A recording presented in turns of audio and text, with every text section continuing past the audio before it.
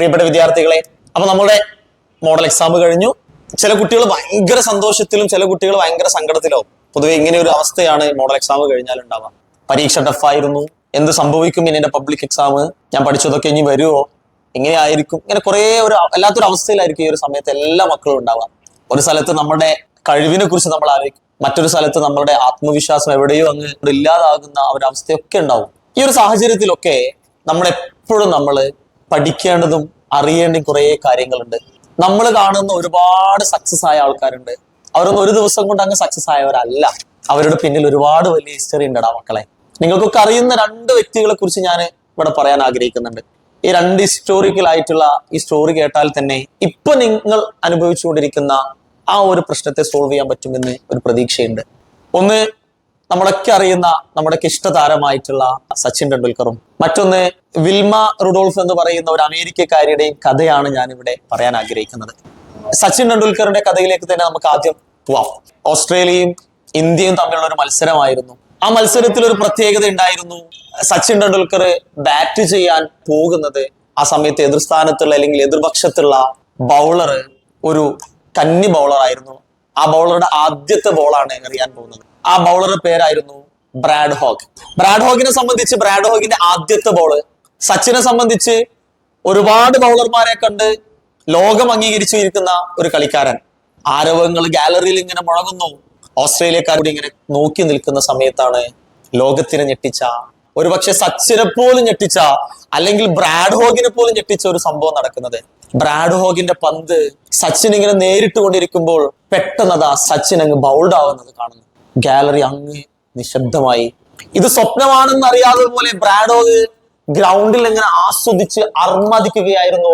ഓസ്ട്രേലിയക്കാരൊക്കെ കയ്യടിയുടെ ആരവമായിരുന്നു. തന്റെ ജീവിതത്തിൽ ഏറ്റവും വലിയ ഒരു തോൽവി നേരിട്ട് നമ്മളുടെ ഇഷ്ട താരം ഗാലറിയിലേക്ക് അങ്ങനെ കയറി പോകുന്നു.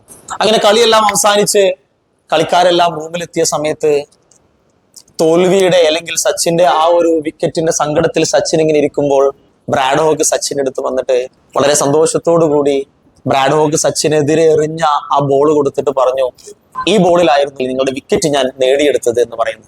മുഴുവൻ കോൺഫിഡൻസോട് കൂടി ആ ബൗള് മേടിച്ച് ആ ബൗളിൽ സച്ചിൻ എഴുതിയ ഒരു ടാഗ് ലൈൻ ഉണ്ട്. അതാണ് എന്റെ മക്കൾ ശ്രദ്ധിക്കേണ്ടത്. സച്ചിൻ ആ ബൗളിൽ എഴുതി വെച്ചത് ഇത്ര മാത്രമേ ഉള്ളൂ: it will never happen again. ഇത് ഇനി ഒരിക്കലും സംഭവിക്കില്ല എന്ന് സച്ചിൻ എഴുതി കൊടുക്കുകയും, രാത്രി സച്ചിന്റെ റൂമിൽ നിന്ന് ഭയങ്കരമായ സൗണ്ട് കേൾക്കുന്നുണ്ട്. കൂടെ കളിക്കുന്നവരെല്ലാം പോയി നോക്കുന്ന സമയത്ത് സച്ചിന് ടിവിയിൽ സൂം ചെയ്ത് ബ്രാഡ് ഹോഗിന്റെ ആ പന്തിനെ ഇങ്ങനെ ഫോക്കസ് ചെയ്ത് അതിനനുസരിച്ച് ഇങ്ങനെ ബാറ്റ് ചെയ്ത് പ്രാക്ടീസ് ചെയ്തുകൊണ്ടിരിക്കുകയായിരുന്നു. പിൻകാലത്ത് സംഭവിച്ചത് ബ്രാഡ് ഹോഗിന് ഒരിക്കൽ പോലും സച്ചിന്റെ വിക്കറ്റ് എടുക്കാൻ പറ്റിയിട്ടില്ല എന്നുള്ളതാണ്. അതിലാണ് മക്കളെ കോൺഫിഡൻസ് എന്ന് പറയുന്നത്, അതിലാണ് മക്കളെ കഴിവെന്ന് പറയുന്നത്, അതിലടാ പ്രാക്ടീസിന്റെ റിസൾട്ട് എന്ന് പറയുന്നത്. മറ്റൊരു കഥയിലേക്ക് പോകുന്ന സമയത്ത് വിൽമ റുഡോൾഫിന്റെ കഥ വളരെ വ്യത്യസ്തമായിരുന്നു.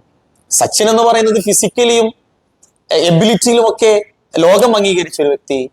എന്നാൽ വിൽമ റുഡോൾഫിന്റെ അവസ്ഥ എന്ന് പറയുന്നത് അംഗവൈകല്യമുള്ള ഒരു അമേരിക്കക്കാരി, ഒരു പാവപ്പെട്ട അമേരിക്കക്കാരി. ഈ പാവപ്പെട്ട അമേരിക്കക്കാരിയുടെ അമ്മ ഒരുപാട് സ്വപ്നം കാണുകയാണ് വിൽമ റുഡോൾഫിനെ വെച്ചിട്ട്. എന്റെ മകള് ഒളിമ്പിക്സിൽ മത്സരിക്കണമെന്ന് പോലും സ്വപ്നം കാണുകയാണ് ഈ അംഗവൈകല്യമുള്ള കുട്ടിയുടെ അമ്മ. എല്ലാ ദിവസവും ഗ്രൗണ്ടിൽ കൊണ്ട് വിൽമ റുഡോൾഫിനെ ഇങ്ങനെ ഓടിപ്പിക്കുകയായിരുന്നു. ഈ അംഗവൈകല്യം ബാധിച്ച ആ കുട്ടിയുടെ കാലിൽ നിന്ന് മുറിവ് വരുന്നു.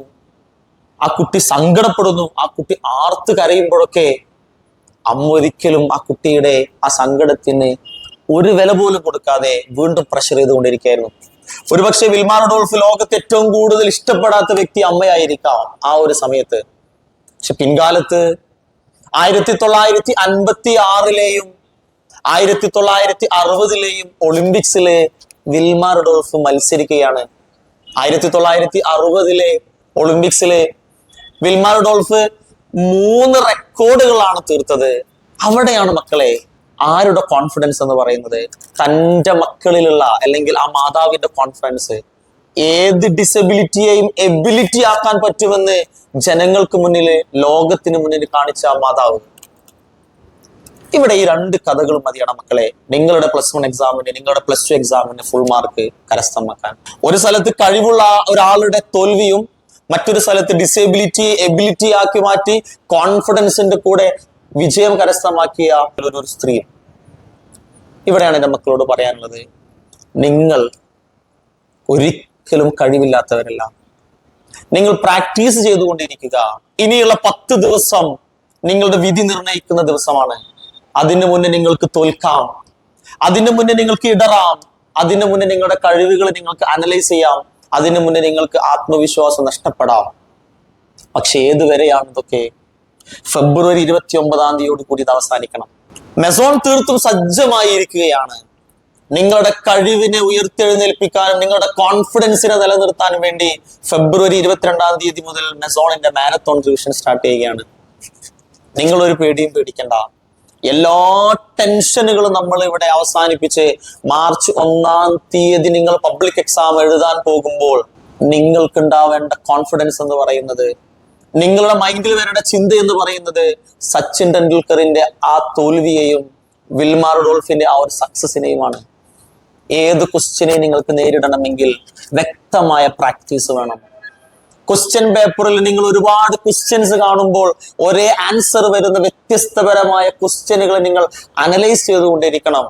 നിങ്ങളുടെ കഴിവുകേട് എവിടെയാണെന്ന് മനസ്സിലാക്കി അനലൈസ് ചെയ്ത് പ്രാക്ടീസ് ചെയ്ത് നല്ല പോസിറ്റീവായി മുഴുവൻ കോൺഫിഡൻസോടുകൂടി പബ്ലിക് എക്സാം എഴുതാൻ എൻ്റെ മക്കൾ പോകണം. അതിന് കൂടെ നിങ്ങളെ കൂടെ മെസോൺ ഉണ്ടടാ മക്കളെ. നിങ്ങളെ പ്രാക്ടീസ് ചെയ്യിപ്പിക്കാൻ മെസോൺ ഉണ്ടടാ. നിങ്ങൾ കൂടെ നിൽക്കുക, പബ്ലിക് എക്സാം കോൺഫിഡൻസോടുകൂടി നേരിടുക. Wish you all the best. Thank you.